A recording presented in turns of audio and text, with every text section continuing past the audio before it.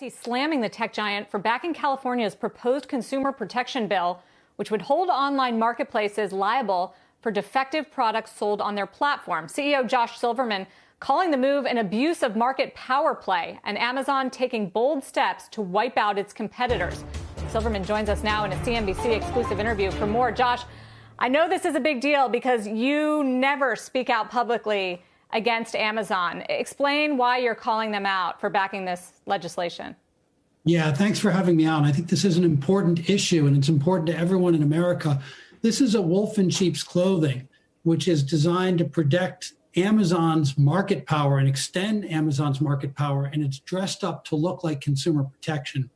And here's what's going on. Consumers, of course, need to be protected if something goes wrong with a purchase.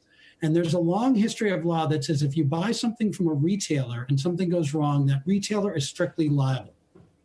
It also says if you buy something on a marketplace, the vendor on the marketplace is liable, but the marketplace itself is not. Think if you buy something from a flea market, the landlord who owns the parking lot is not liable. It's the person you bought it from at the flea market, right? So the question, and there's been a gap in recent law, what happens when a marketplace starts to look and act like a retailer? So we don't need California to come and pass a law on that because the California judiciary just settled that issue last week. They said Amazon looks like a duck and smells like a duck. So it acts like a retailer. It exerts control. It picks the inventory. It stores the inventory in its warehouses. It packs and ships the inventory. It puts it in an Amazon box and it delivers the box to your door in an Amazon van. So it said Amazon meets the standard of acting like a retailer, and therefore it should be liable like a retailer.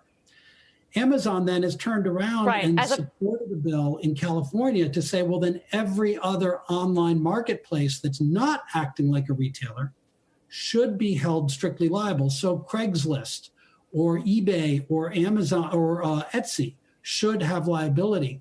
And this is going to have tremendous consequences for the 3 million sellers on Etsy and for all sorts of small businesses all around the country should Amazon prevail in this fight. I just want to understand why Amazon would be backing this, I guess, from your perspective, Josh, because to me it seems like a bill that is anti-Amazon to protect.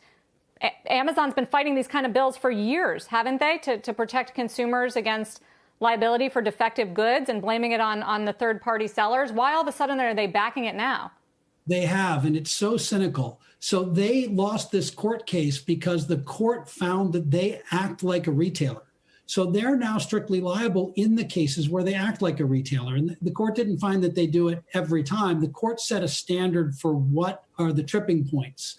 They gave guidance for other courts on when is a marketplace actually acting so much like a retailer that they should be held strictly liable. And Amazon would trip that wire most of the time.